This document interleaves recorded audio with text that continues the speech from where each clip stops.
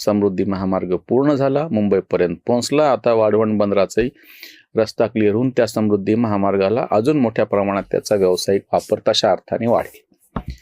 अशाला अशी गोष्ट आता शक्तिपीठ महामार्गाच्या बाबतीमध्ये आहे.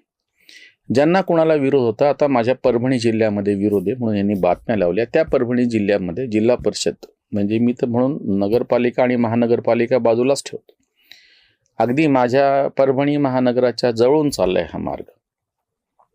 त्या ठिकाणी आत्ता जे म्हणतात विरोध आहे आणि बातम्या लावतात, मग ह्या जिल्हा परिषदच्या निवडणुकांमध्ये भाजपच्या उमेदवाराचा सुपडा साफ का नाही झाला?